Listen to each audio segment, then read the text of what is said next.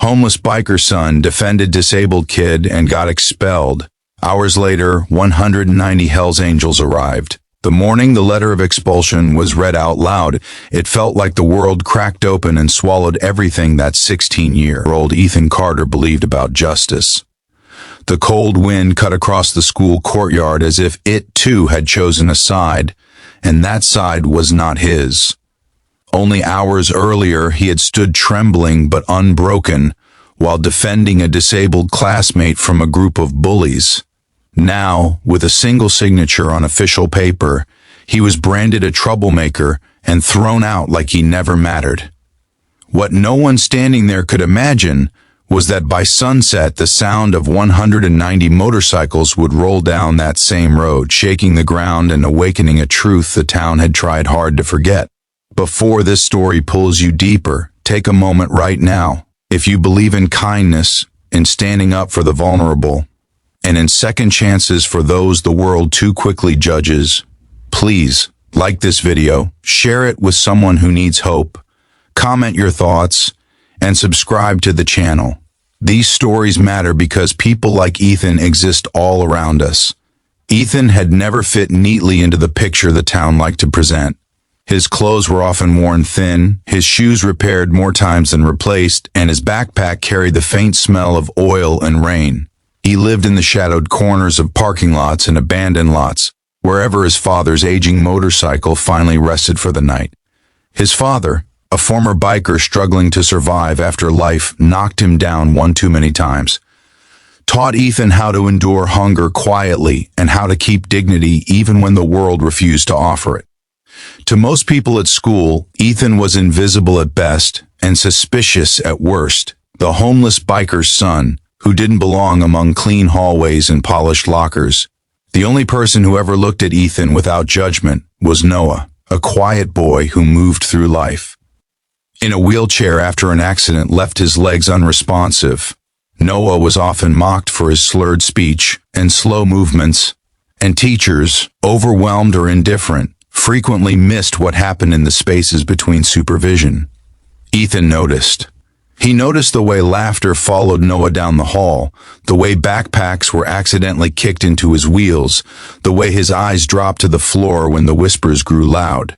Having lived his whole life on the edge, Ethan recognized that look instantly. It was the look of someone learning that the world could be cruel for no reason at all.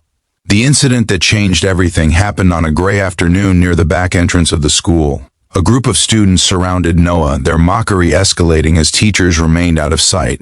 Ethan, already tired from a night of cold sleep and an empty stomach, felt something inside him snap. He stepped forward, placing himself between Noah and the crowd, his voice shaking but firm, his body refusing to move. What followed was chaos, shoves, raised voices, and finally a teacher arriving just in time to see Ethan standing at the center of it all. The bullies melted away into innocence, and Ethan was left holding the blame. The school administration acted swiftly but not justly. His background, his reputation, and his lack of parents who could advocate for him made the decision easy. They framed his defense as violence, his courage as disruption. The official letter of expulsion felt heavy in the principal's hands, but lighter than the weight it placed on Ethan's future.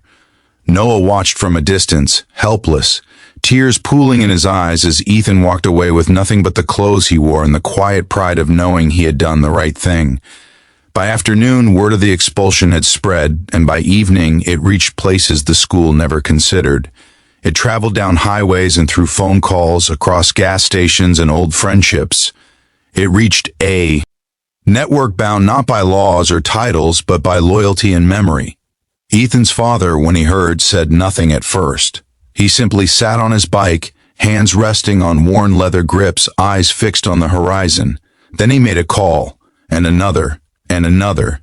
Each call carried the same message, heavy with purpose. As the sun dipped low, the town prepared for a quiet evening, unaware of what was coming. The distant hum began softly, like a storm far away, growing louder until it became unmistakable. Motorcycles appeared at the edge of the road in long, unbroken lines, chrome glinting, engines roaring in unison. One by one, they filled the street outside the school. Men and women dismounted, their jackets marked with the unmistakable insignia of the Hells Angels. 190 of them stood there, not in anger, but in solidarity, their presence a living reminder that family is not always defined by blood or addresses. Ethan stood frozen near the school gates, his heart pounding, unsure if he was dreaming. These were the people his father once rode with, the ones society warned him to fear. Yet they looked at him with respect, nodding, acknowledging the courage it took to stand up when no one else would. Their leader stepped forward, not to threaten, but to deliver a message that carried more weight than any official letter. They had come for the boy who defended someone weaker, for the son of one of their own, and for a principle that could not be expelled. Teachers, administrators, and townspeople gathered, fear and confusion rippling through the crowd. The bikers did not shout or demand. They stood quietly, their numbers speaking louder than words. News cameras arrived, capturing a moment the town would never forget. Under the scrutiny of public attention and the undeniable reality of what had happened, the school's narrative began to crumble. Witnesses came forward. Students admitted the truth. The story shifted from one of disruption to one of bravery. Inside Ethan, something changed. For the first time, he felt seen, not as a problem to be removed, but as a human being who mattered. Noah was brought forward, his testimony shaking but honest, and the shame that had been placed on Ethan finally lifted.